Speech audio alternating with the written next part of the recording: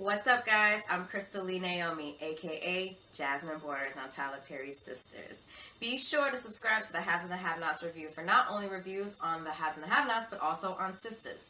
And while you're at it, give your girl a follow on Instagram at Crystal Lee Naomi. And I'll see you every Wednesday at 9, only on BET. I just date. Do you? Look, I do not want to be committed. I didn't know that. Yes, I'm usually dating 2 or 3 guys. Guys, what? Yeah. Why? Whoa. Not like that. I'm not sleeping with them. I'm just dating. I want to date different men and see what I want. Look, men do it. You're right. Yeah. I was rooting for you. We were all rooting for you. How dare you? Yeah, Tyra Banks pretty much sums up how I feel about Fatima right now. Welcome, Sistas fans. Hope everyone's doing well. Wow. Go ahead and like the video, hit that subscribe button, click the bell notification icon. That way you don't miss out whenever I post new content to the channel. And follow me on social media. Links are in the description below. Well, let me put it this way. I still like Fatima as a character, but I'm finding out a lot of things about her that I don't personally agree with.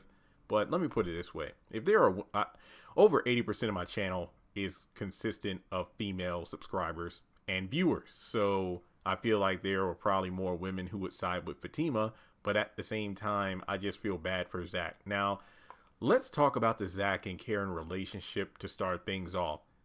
Karen was not 100% at fault. Yes, she has a mouth on her, and not in the good way. She is pretty good about tearing people down. But at the same time, you know, looking at their relationship, the first scene of Karen in episode 1 was at the clinic because she thought she had an STD scare because Zach had cheated on her. Then we find out that he actually did help out making the down payment on their apartment or house or whatever.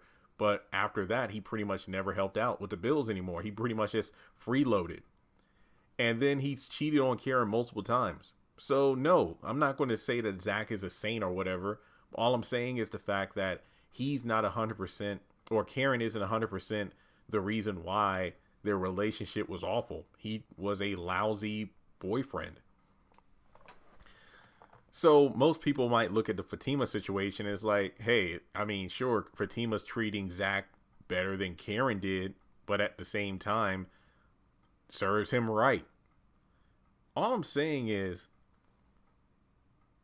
Fatima makes a point. Men do exactly the same thing, dating multiple women at one time, no commitment, and get away with it.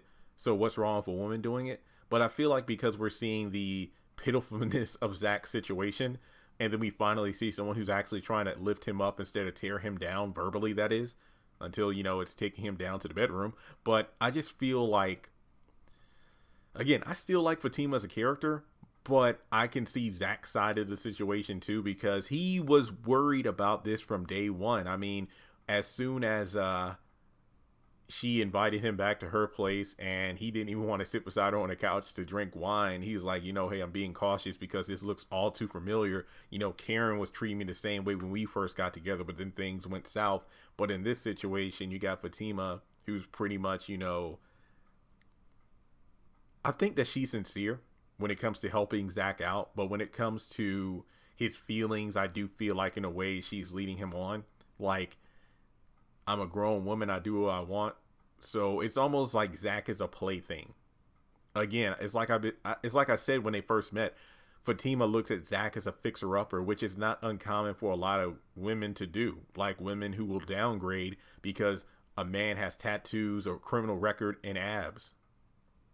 So let me just say that in the next episode, it looks like things are going to not go so well between the two, because Fatima's going to be looking for Zach at the house. And, you know, that's when he probably brings up the whole situation about Hayden, and things aren't going to go, they aren't going to end well. But I just feel like when it comes down to it, Zach deserves better. It's like I've been saying from the start, even was in season 1, I'm like, look, Zach needs to leave Karen alone. He needs to follow the chain breaker program, do his thing, make his paper, and get his head on right. That way, when the right woman comes along, he'll be ready.